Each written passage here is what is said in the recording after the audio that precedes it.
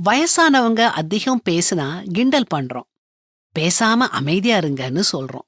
ஆனா மூத்த குடிமக்கள் அதிகம் பேசணும்னு டாக்டர்ஸ் சொல்றாங்க.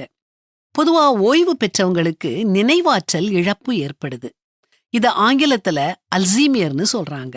இத தடுக்க மருந்து மாத்திரை இல்ல, அதிகம் பேசுறதுதான் ஒரே வழின்னு சொல்றாங்க. முதியவர்கள் அதிகம் பேசுறதுனால குறைஞ்சது 3 நன்மைகள் இருக்குது. முதலாவது, பேசுறது மூளைய செயல்படுத்துது. நினைவுகளும் மொழியும் ஒண்ணுக்கொண்ணு தொடர்பு கொள்ளுது. அதுவும் விரைவா பேசும்போது அது சிந்தனைய விரைவுபடுத்துது. நினைவு ஆற்றல மேம்படுத்துது. அதிகம் பேசாத மூத்த குடிமக்களுக்கு ஞாபக மறதி ஏற்பட வாய்ப்புகள் அதிகம் இருக்குது. 2வது, அதிகமா பேசுறது மன அழுத்தத்தை குறைக்குது, மன நோய தடுக்குது.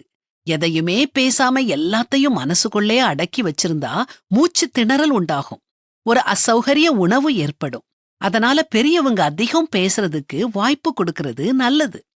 3வது, பேச்சு முகத்துல உள்ள சுறுசுறுப்பான தசைகளுக்கு பயிற்சி அளிக்குது, தொண்டைக்கு பயிற்சி அளிக்குது, நுரையீரலோட திறனை அதிகரிக்குது, கண்கள் காதுகளை சேதப்படுத்தும் தலை சுற்றல் போன்ற மறைஞ்சிருக்கும் ஆபத்தை குறைக்குது.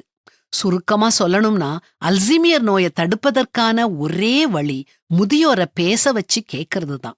அவங்கள அதிகமா பேச வைங்க, பலரோட பழக வைங்க. அப்போ அவங்க சந்தோஷமா இருப்பாங்க.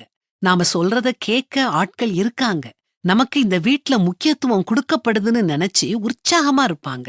வேதாகமம் சொல்றது மாதிரி அவர்கள் முதிர் வயதிலும் கனி தந்து புஷ்டியும் பசுமையுமாயிருப்பார்கள். உங்க வீட்ல பெரியவங்க இருக்காங்களா? அவங்கள பேச வைங்க. அவங்க பேசுறத பொறுமையா கேளுங்க. அவங்கள ஆரோக்கியமா மகிழ்ச்சியா வாழ வைங்க.